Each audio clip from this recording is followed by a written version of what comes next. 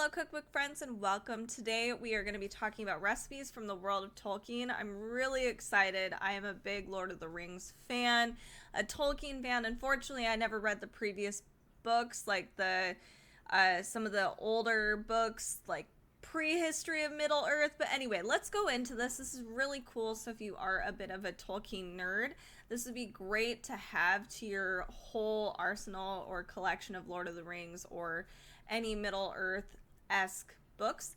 So let's get into this. This is very much about the books versus the movies. A lot of these recipes are inspired by the world of Tolkien.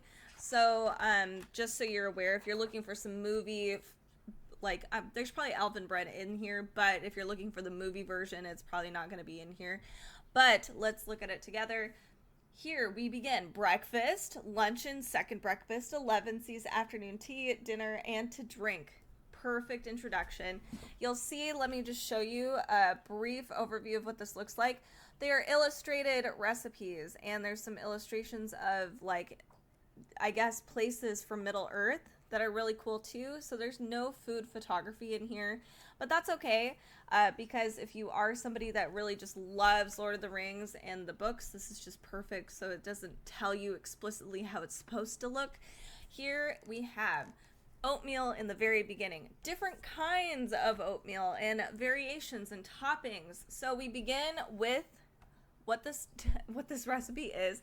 Then we have here, unlike improvised gruel made from oats and water, the kind of breakfast a weary traveler might make while undertaking a long journey, such as the hobbits did, oatmeal made at home with full access to milk, honey, fruits, jellies, and nuts can be a sumptuous feast fit for hobbits, dwarves, and men alike.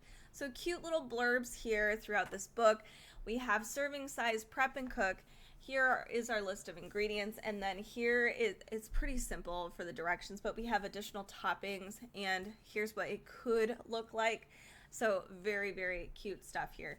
Moving on, we have Traveler's Overnight Oats. Love the beautiful painted illustrations. These look like beautiful watercolors to me. Here we have an illustration of this is from The Hobbit, it looks like, because all the dwarves are there with Gandalf, and then of course we have Bilbo here in the front traveling along, so super cute.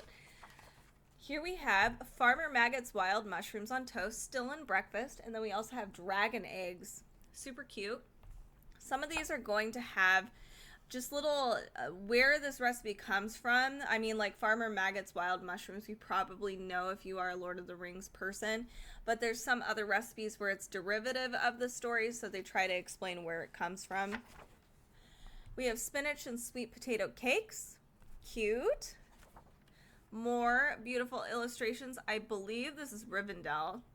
Beautiful. I mean, I love that. 11 C's. So we're looking at some brunch time. We have lambus bread. So of course, this is the bread I was talking about. We have elvish white bread rolls, and you can see the different shapes here. So pretty. I love the font in here, like just the makes, prep, and cook ingredients. That's super cute. We have dwarven spiced pickled beets, pickled peaches. This is a Barliman's Butterburs blackberry pie. So some of the illustrations are painted with color and others are black and white, like sketches.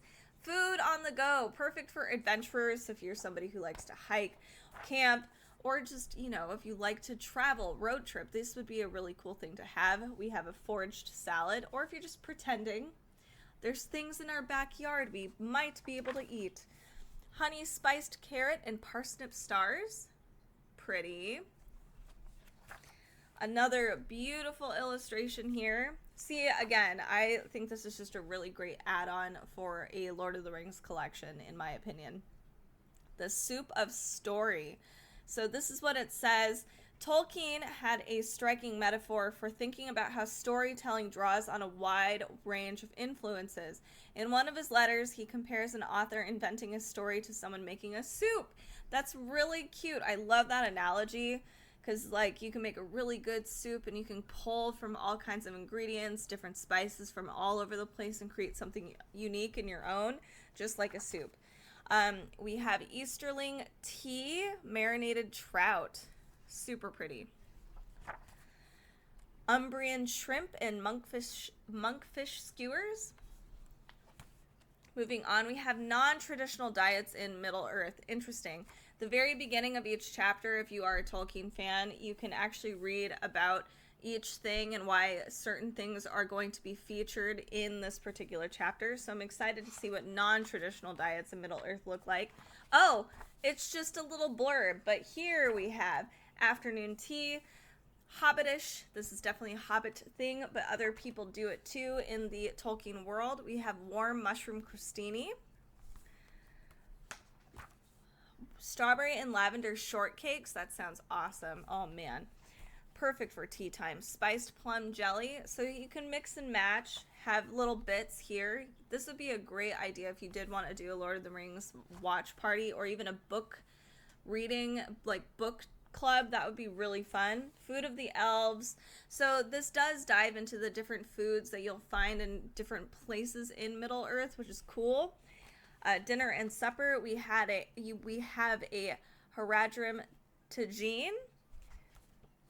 fell winter root vegetable stew, and then a few more fish and chips. Well, that sounds great. Rosemary lamb skewers, and let's look at some of the drinks, because we do have drinks here. We have the Old Took's hot chocolate, so that looks really tasty. It's got coffee, rum, cinnamon, sugar, and chili in it. Orc Drought. It's a honey-laced classic winter warmer. I love the sketches of the different kinds of orcs here. They're so cute and evil. And of course, mead. That would be a fun thing to make on your own. And then we have an index.